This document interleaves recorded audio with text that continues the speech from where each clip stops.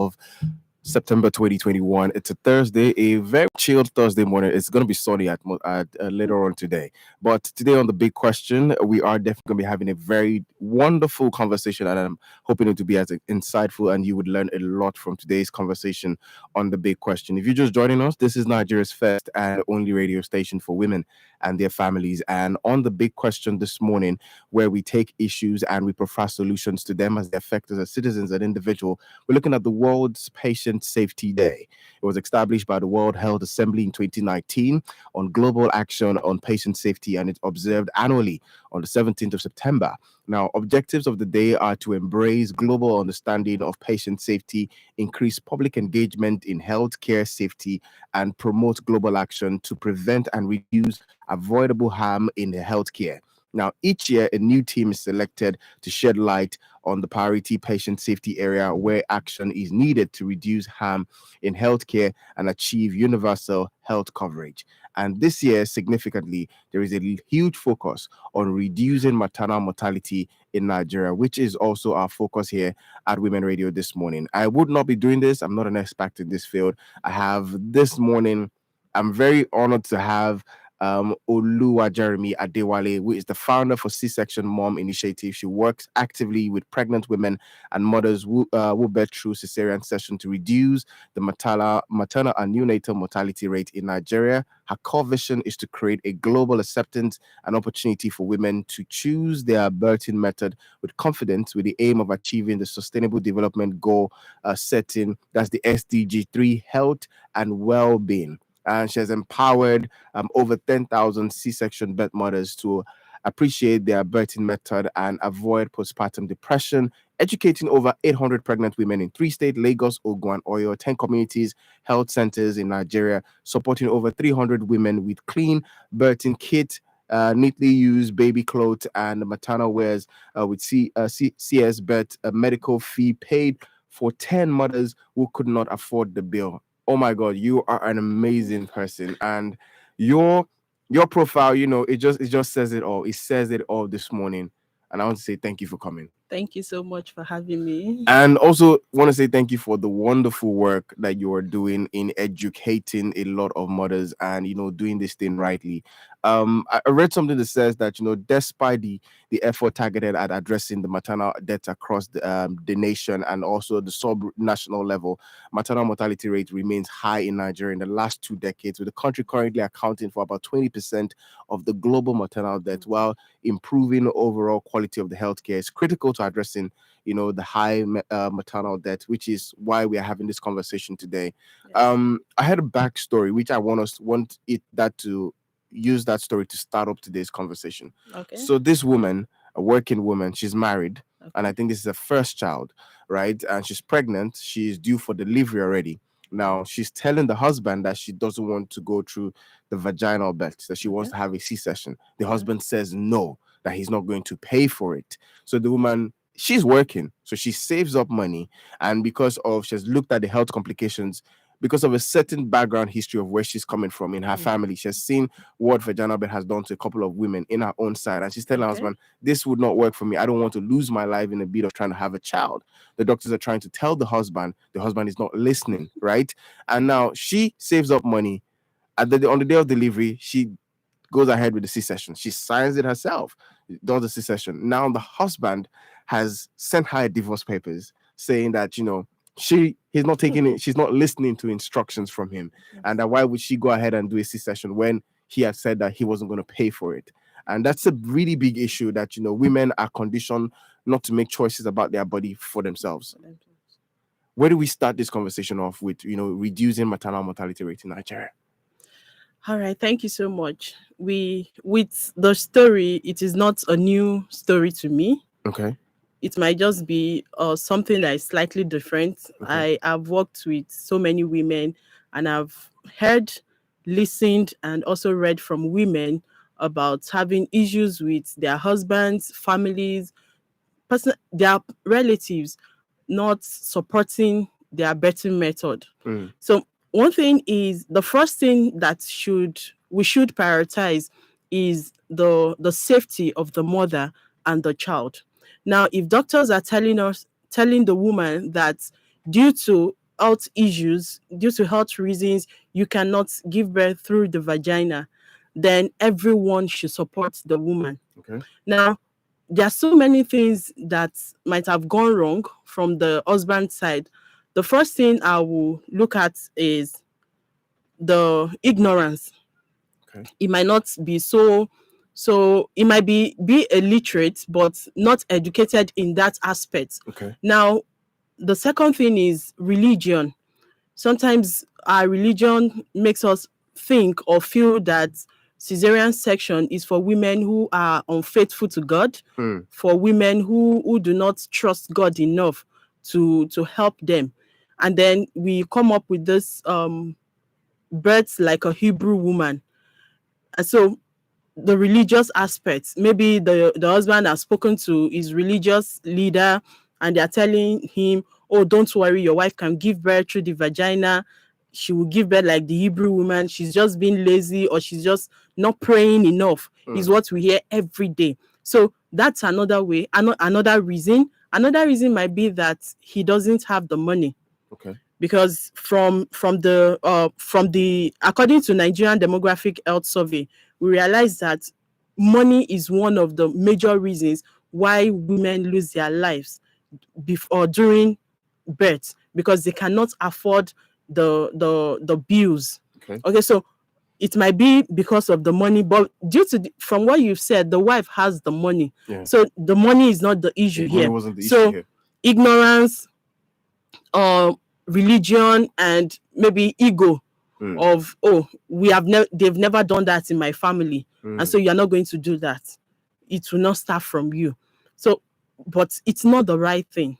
So the woman, if the woman is dead, will he send a divorce letter to a dead body? No, it's not possible. He will only cry for a while, and after that, the family, everyone will pet him and tell him, oh, your baby is too tender, you need to take another wife. But if it's the woman, what happens? She needs to carry on with the widowhood. But if it's the man, they tell him, oh, you are too young, Yeah. you have a baby, so you need another wife to take care of this baby. So we should always try as much as possible to prioritize women's health, especially pregnant women. So if we look at the Nigerian Demographic Health Survey, we realize that Nigeria has over 517 deaths in 100,000 live births. So as of 2013, it was 579, which I can say has reduced just with like 11%. But that is not enough. Having over 500 women die while giving birth, it's too much. It's too much. And globally, according to the SDG 3, the health and well-being, what we are looking at is 70 deaths in 100,000 births globally, not even in Nigeria alone. So we still have a lot of work to do to reduce this maternal mortality rate. There's a lot of work that needs to be done to reduce maternal mortality rate, and I'm happy that we are having this conversation this morning with regards to Patient Safety Day. I want us to look at some ways that we can protect mothers. What impact is family planning going to have on protecting the mother's life? Well, family planning will go a long way to protect the mother's life, but personally, I would say, why is everything tending towards the mother? What happens to the man? Why can't the man go for family planning? Okay. We have a settlement for men. Yeah. So why can't you go for family planning? Why is everything for women? She's the one to carry the pregnancy, nurture the pregnancy for 9 months, deliver the baby through vagina or through cesarean section, go through all the stress of nursing the baby from the first day till baby grows up. Even when baby is married, the mother still needs to continue to support the child. So why not the man going for the family planning? Though now we know that women die a lot from pregnancy. So I would say that it is better for you to go for family planning so that you will be able to enjoy your life and take care of the children that you have already. So go for family planning. If you don't want the artificial family planning, why not learn more about natural family planning? We also have natural family planning on social medias. We have experts that are educating women about Yes. natural family planning. We also have the artificial family planning. When you go to the hospital, you will be educated on the right family planning for your body. So it's not just the family planning I use is the same family planning that will work for you. So what works for me might not work for the next woman. Yeah. But most importantly, that is not enough to reduce maternal mortality rate. Okay. It will help. It goes a long way, but that is not enough. Okay, let's look at what if she's on artificial family planning and she got pregnant, because it is not 100% safe. So if she's pregnant, what happens? Anything can happen during that period of pregnancy, and one of it is malnutrition. Now, malnutrition, we realize that so many women are malnourished, especially those from the underserved communities in Nigeria. They are malnourished. They are not eating up to the balanced diet. So when the balanced diet is not there, don't forget that the fetus is living on the mother's food, Yes. nutrients and everything. So if she's not consuming the right nutrients, what would the baby feed on? So that's one. Another thing is the attitude of our health workers to pregnant women. That's something we need to look at. We need to look at that. You walk this way. What is your problem? Are you the first person to get pregnant? But we are forgetting that each woman's pregnancy is not the same. Because you saw this woman dressing so well, wearing makeup, I'm not looking down on her. She's good. At that moment, you are seeing that part of her. But what happens? What did you know went all into her wearing her makeup, walking down elegantly to our antenatal class? You don't know what happened. So, but for another woman who couldn't do that, or who can't even walk properly, you look at her and you just say words that are not so nice to her, because you think every woman should be like this person, or every woman should be like me. When I was your age, when I was pregnant, the way I was working, I come to my work, I do my night shift, morning shift, it is uncalled for. It is like shaming the woman, and it affects their mental health. So another thing is high cost of healthcare. Now, when we look at the high cost of healthcare, yes, our governments are trying now with the health centers, government hospitals, trying to reduce the bills, the cost and everything. But we still need to do more. There are some countries that we have cesarean section mom community, and you hear moms from other countries telling us how they don't pay for this, they don't even pay a dime, they just go, they do this, they attend to them, they are being treated so well. Yet in Nigeria, we still need to pay. And if you go to private hospitals, believe you me, you are in for it. So except you are on HMO, that's the healthcare service. When you're on HMO, it is reduced, but you're still paying for that HMO. Yes, you're still paying for it. So it's not that it's totally free. It's not. But we need to look into this. And that is why you see that women in the underserved areas, what do? They prefer to go to traditional birth home. Some don't even bother going anywhere. They don't bother themselves. You see women telling you at 6 months, 7 months, they have never been to antenatal class. They have not seen any doctor. They don't even know the sex of their baby. They don't even know if baby is growing well, if the blood in them, their PCV is enough for the woman and the baby. So we need to do more with the course. Then poor education and awareness. Poor education and awareness. Yes, we are doing much more better, this especially from 2020 to this present year. We are doing much better with the social media. But I will ask, is it everyone that is on social media? What about those in villages, the rural areas that do not have access to social media? What about those that do not understand the grammar that we speak on radios and television, Mm. even though they have a small radio beside them to talk about this. And how often do we talk about maternal health of those women? So when we don't talk about their health, then how do we want them to know much more about it? How do we want True. to educate them? You know, when you look at it, you are telling a woman in the rural area about cesarean section. Some of them don't even know anything about cesarean section. Why some? What they know is just that prayer point of permit me to use Yoruba, said and one if or beg baby me. That's just what they know about cesarean section. They just know it's about using literally using knife to cut them open. You understand? And that is all. That they will never have that experience.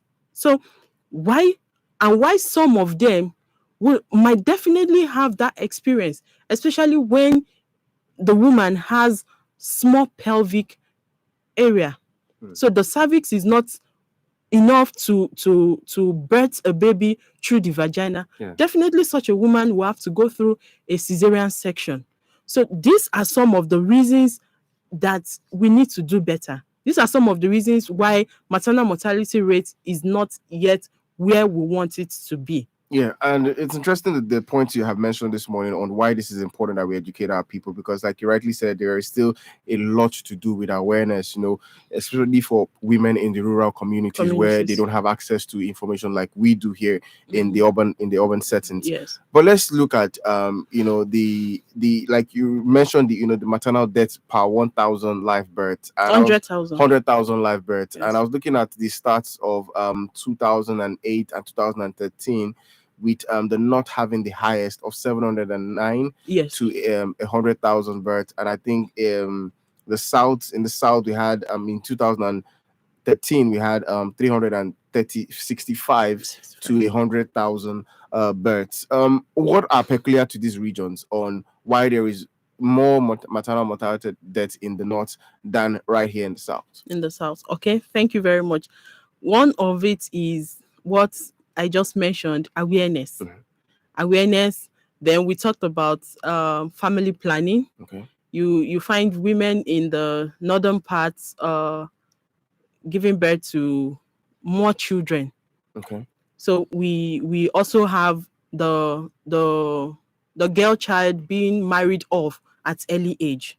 Now, when a girl child is married off at early age, you definitely know that our body is not prepared for pregnancy, for delivery. So the pushing, the cervix is not even matured enough for delivery. So these are some of the reasons that the northern part have the higher number. Okay, so another thing is malnutrition. Okay. We might say they have the fresh vegetables, they have everything, but how well do they eat it? Most of it is being shipped down, is being sent down to the south, and we consume it. So how much do they consume over there? You understand? And then even if they are going to consume, they think of their children, which is normal. It's everywhere. You think about your children first before you have a bite of the food.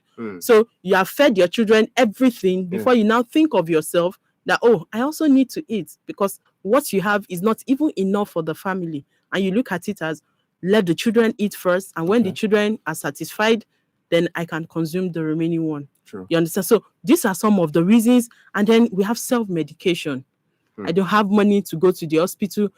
Then I look at my, it seems I'm just having a feel of malaria, because everything in Nigeria is about malaria. You're feeling cold, it's malaria. You're feeling you're having headache, is malaria. So you go for malaria drug, or antibiotics. Maybe it's infection. Who tested you? Did you run any tests? Did you go to the lab to know what is really wrong? So these are some of the reasons. Another thing is the distance to health facility. If we look at it, in the south here, we have health centers. Let's use Lagos and Ogun as examples. I've been to health centers in Lagos and Ogun states. We have educated women, pregnant women in both states. So I can say health centers are still a little closer to pregnant women in the south South. than in the north. So the distance of the where they are going to trek or board a bus is far. So they kind of look at it as, oh, I'll go another time. Shifting it, I'll go another time until it's time to deliver. Mm. And when it's time to deliver, there is no way you want to start rushing some tests. You cannot go ahead to Procedures. do scan. All those procedures cannot be followed any longer. And some women they prefer the traditional birth home. Now, traditional birth home is not going to ask you for the test, the scan, what position is your baby? Is your baby breech? Is the head in the birth canal? Is everything okay with you? They just go ahead. You are in labor. Okay, let me just check if you have dilated up to 10 centimeter, and they deliver the baby. So I want to talk about these traditional birth homes because they have been instrumental to childbearing in our country for the longest of time. They have been existing. Let's say they have been existing before we even understood how to do it right Of with the course. medical practice. Yeah. Is there a way we can bring in this traditional homes where women go to deliver and also infuse them with what we have currently, so that we do not, because we cannot take out the fact that they would always be here. Sure, they will always be here. Exactly. So how do we blend them together so that they have the right understanding, the right orientation, and they don't see it like, because there is always this issue of, we have been doing this before you were born, that kind of conversation. So how do we make them understand that this is for the safety of the mother and the child? It's not just about what you have known all this while. All right, thank you very much. One thing is, you do not downgrade them. We do not look down on them. They are doing fantastic job because they are closer to the women more than the doctors, the nurses, the medical practitioners as a whole. Like I earlier mentioned, distance to the health facilities. Yes. But they are closer to these pregnant women. So first thing, most especially in the south, it's going on almost every part of Nigeria. But I can really talk about the south. Yes. And that is one of the reasons why we have decreased number in maternal mortality rates. It's because foundations, NGOs, we go to these women to educate them. We educate them, train them, and support them. Okay. It's not like before. It's not that you just use the glove you use to deliver this baby. It's not the same glove you are supposed to use to deliver the next baby. Okay, you're not supposed to use your bare hand. There have been situations where we use our bare hand. We've been doing that for so long. But now they are being educated that you wear a glove.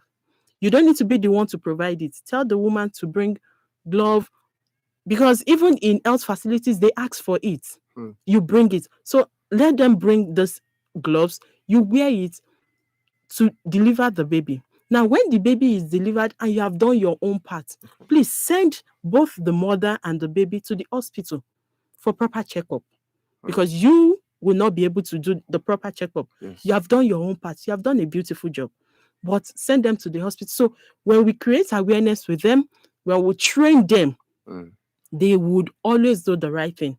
And they don't also want women to die. No, Of course. it's because they don't know beyond what They do. they do. So when we educate them, they will also inculcate those things that we have taught them. They will put it into practice, and you realize that in their homes, maybe before they were losing 2-3 women, it reduces. So when we do our own part, we educate them and we bring them up to what is happening currently. Yeah. Like in the next few weeks, we'll be having trainings with traditional birth attendants. Okay. And so with this, we already know how many traditional birth attendants we want to train. We already spoke with them. We know what their strengths, their weaknesses already. So when foundations, when non-profit organizations, when hospitals, governments see these women as part of what will bring reduction to maternal mortality rates, then we will go farther than we have gone. We have gone because from what you mentioned, that was for 2013, Yes. and as at 2018, generally, averagely, we have 512. Mm. So we already have 11.5% decrease Okay. in maternal mortality rate, but we can still do better. Yeah. So if we are going to do better, the traditional birth home, they must be trained, they must have this all the awareness. Then they must know when to refer a woman to an hospital. Yeah. Okay, this woman, you have dipped in your fingers and you realize that you are not touching the head, or even before the day of delivery. Some women don't even go to these traditional birth homes until the day they are in labor. So that's why I said, if you check and you see that you are not touching the head, you are touching maybe the hand, the leg, or you are not even feeling anything, please refer the woman to the hospital immediately, so that such a woman will not lose her baby and also lose her life.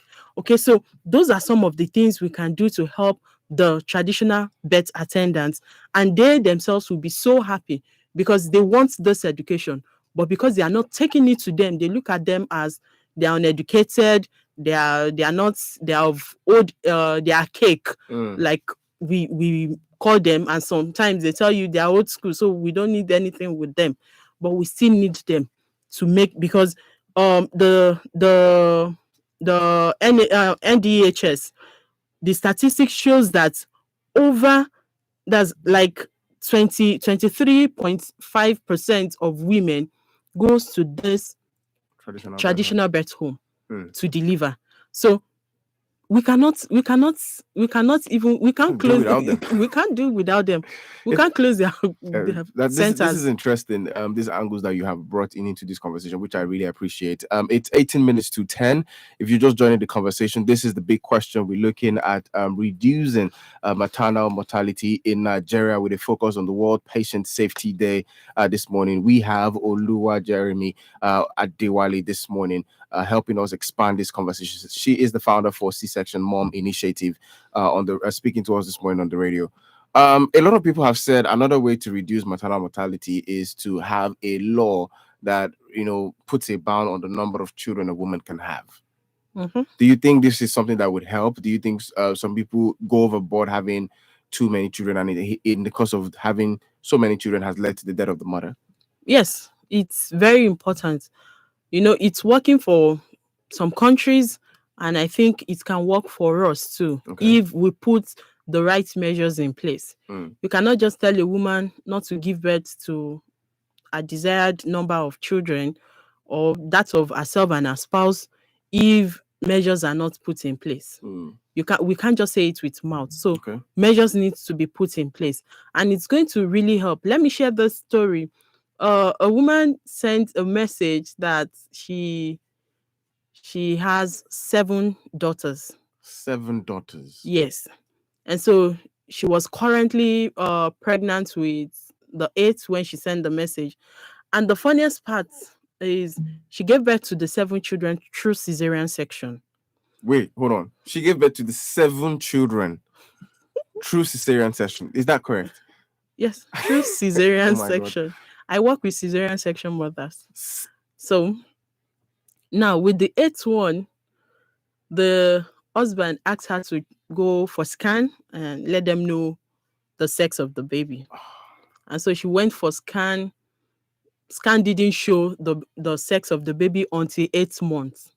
So at 8 months, when the husband pressurized her to go check again, she went and she came back with the scan showing that the baby is a girl. Mm. Okay, so the man left. That he doesn't want another girl, he wants a boy, forgetting that he is the producer Of the chromosome. exactly. So if there is a law in place, such thing wouldn't have happened. Mm. She wouldn't have even gotten to number 5, number 6, let alone number 8. And so she couldn't afford the fee Yeah. for the 8th one. So she wanted to try vaginal birth. That's impossible. You understand? So how will you try vaginal birth after 7 cesarean section? But this that is like a very serious issue. Why would even doctors even allow her go on with having children? Because we have a program on the radio which we call Radio Doctor, and they tell you if you do it after the third time, they advise that you stop having children because of the safety of the mother. But to go on with the fourth, the fifth, sixth, seven, and approaching the number eight, that is already a lot. So I'm concerned about what kind of people were living around the woman. Do you know that most women do not use the same hospital, especially when they already know that this doctor will go against Huh. me having another baby? Because that's when they will start advising you, educating you about why you need family planning. So Mm, some women will just, okay, I've used this hospital A, then I've done 3 here. Let me go to hospital B. Now, don't forget, hospital B does not have a medical history. mm, And so it's whatsoever she tells hospital B that they are going to file for her. So she might just tell them, oh, I've just had one cesarean section. And don't forget that they are going to open the same stitch, so the same scar again. So they might not even have any notice, they might not know about her having such number of children. Now with the eighth one, she would, with her trying a vaginal birth, such a woman would not go to the hospital where she had had a cesarean section, not mm, even one. She will go to where they don't even have any of her history. mm, And the funniest part is, because she cannot afford it, she could end up going to a traditional birth home. Do you see what I was talking about the other time? yeah. Now, a traditional birth home who doesn't know what the scar means, we just ask her to open her leg and push.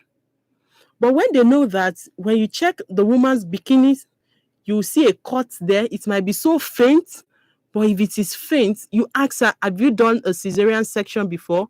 Have they cut you open to bring out a baby before? Or when it is transverse, that's towards the navel on a straight line, you know that this is not just any cut, it is a scar from delivery. You ask the woman, have you done this before? How many times? Okay, I'm asking so that we know the right thing to do, how to go about it. So this has we need, if there is any data that shows that if a woman should give birth in hospital A, all hospitals in Nigeria have the record, Mm. then no woman will ever try that, to run from one Hospital to the hospital other. to the other, apart from the cost. But running from one hospital to the other because hospital A says no, after your third cesarean section, please don't go again, Mm. or hospital B says after your fourth cesarean section, don't go again. Okay, so for someone like me, I've gone through 4 cesarean section. Okay. So with my fourth pregnancy, I know how panic my husband was. He was so scared. I was like, are you sure you can do this? Let's go and meet the family doctor. And because he was the one that delivered my first 3 babies, Okay. we went to meet him, and he was like, oh, she's fine, she can go ahead to nurture the baby, the pregnancy, you understand? And so on the day of delivery, even weeks before, he had already given me dates. We don't want you to go into labor at all because this is your fourth cesarean section. And so at you are at high risk than someone who is going for the first, First. second, or the third. So Mm. you shouldn't go into any slight labor at all. You understand? So weeks before any labor could set in, I was already in the hospital for delivery. It's interesting the things that you have said this morning, and I want you to talk about the choice women have to be able to make this decision for themselves. We're still in a country where there are so many laws and policies that are not in place to protect women and children, especially the girl child. But in the case of where a woman is insisting that she would rather have a cesarean section than to have a vaginal birth, how, in what way does your initiative come in, and how can you encourage women to see that this is not an abomination to do? All right. Thank you very much. One thing is having confidence in yourself. Now, the first thing is knowing that you matter a lot. You matter to yourself, you matter to the baby you are carrying, you matter to the older children that you have already, or even if you don't have older children yet, you matter to your parents, Mm. you matter to the community, to the society at large. So you need to have this confidence in yourself that if peradventure I don't want a vaginal birth, Yes. maybe I have low pain threshold, or I my doctor says due to some certain health issues I cannot have a vaginal delivery, then please, you do not need anyone's permission to stay alive. I am saying it. You do not need anyone's permission to be alive apart from God. Mm. No human being should be the one to hold your life at stake. And that is one of the reasons, that is one of the things our NGO is working towards, that hospitals will allow a woman sign our surgery papers, Okay. not waiting for the husband or for any family members. Yes, we know you are trying to you are trying to look into the payments and also the safety of the Of the woman. woman. But in as much as the woman is conscious, she's psychologically stable, Yeah. please allow her make her decision and let her make the best decision. We also need hospitals to have counselors that will counsel women about cesarean section births. So in our own community, what we do is we educate the women to stand up for themselves, to appreciate their birthing method. Either you have given birth through cesarean section or Yes. you plan giving birth through cesarean section. We also try as much as possible to help in our own little way. Sorry, I'm gonna cut pause your thoughts because of our time, and I need you to address it because I'm someone that started. When I got here on the radio, we have a wake up show baby, a woman who listens to us. We knew when she got pregnant. You know, she was always telling us through the whole process, and on Okay. the day of the delivery, she had a cesarean session. How do you think women cannot, in essence, what's the word now? How do you think women would not feel that pressure, or it looks like there's a little bit of a subtle kind of shame with having a cesarean session. How can they deal with that? Well, having the shame has always been there. Like it's something that many of us battled with. I also battled with it. Mm. And so that is where confidence comes in. Like our own slogan is birthing with confidence. So your confidence really, really matters. You can join our social media handles, then you can join the support groups. That's on Diary of a Niger CS Mom or C-section Mom initiative. Now, with that, you see that these women are they now appreciate their birthing method. So when they appreciate their birthing method, no matter what you say, it wouldn't do anything to them. Mm. Because when you say mean things to a woman who just delivered, especially within the first 12 weeks, it affects their mental health and it causes postpartum depression. Okay, so we need to do better as husbands, as brothers, as women. Oh, she's my friend. I'm just joking with her. You don't joke with a woman about her birthing method. Oh, you are so lazy, or you ate too much. That is why you were asked to deliver through cesarean section. See you, Okpomu. That's, you are too fat, you are too big. See the baby is too big. You don't Mm. say such thing to any woman.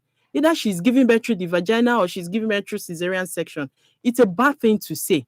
Or the husband saying, agbano, that's she's a wastage. She Oh. wastes his money. So the money you spent, is it not for you to see that child? Is also your child, for crying out loud. So why shame a woman because she gave birth through cesarean section? Oh, you are so fat because you gave birth through this birthing method. Anybody can be fat. Definitely, even pregnancy will make you add weight. Either you had a vaginal delivery or cesarean section, you will add weight. That weight did not add in one day. And you expect the woman to lose the weight within Mm. few weeks or few months of delivery. It is not done. Everything is gradual. So please, as we all listen, let us please do better. Thank you so much. Once again, I want you to give out the Instagram handle and maybe a contact for women who are like maybe trying to make that decision of saying, I want to have a cesarean birth. I'm maybe too scared to do a vaginal birth, and they want your support. They want to be part of the movement of, the C-section mom. How can they be in contact with you? How can they reach you? How can they, be in touch, be part of the community? Even people who just want to help. There are people who are like, okay, women who cannot afford this fee, we are willing to help pay and stuff like that. Yes, thank you very much. So Instagram handles Diary of a Naija CS Mom, Diary of a Naija. That's the Naija is Naija, CS Mom. Or even if you just type in CS Mom, C-section Mom on Instagram, it will bring out our pages, Diary of a Naija CS Mom and C-section Mom Initiative. Okay. Now, the C-section Mom Initiative is where we have support for pregnant women. We also create awareness, educate them, and help with delivery kits, clean birth delivery kits. So whatsoever you have, even if it's neatly used clothes that you want to give out, you can reach us on 070-3316-2595. So either on WhatsApp, a call, a text message, or on any of our social media. We're on TikTok, we're on Instagram, we're on Facebook as Diary of a Naija CS Mom and C-section Mom Initiative. Thank you once again for coming around today, and I appreciate so your thought. Thank you for strengthening this conversation as much as possible, and God bless you for the work you do. Thank Honestly, you so God much. bless you. It is a wrap on the big question this morning. This again tomorrow morning at 9:15 to 10. My name is Daniel Adaja, and I want to say special thanks to you again for coming around this morning and sharing this enlightening words with us, Oluwa Jeremy Adewale. Thank you so much for having me. All right. To sponsor this program, call the number 0816 480 7613. Babe, that girl must be using something. Hey, Berry, what kind of something? You to see how she's always smiling, displaying her 32. You're cuckoo right. I know her secrets. I know what she's using. She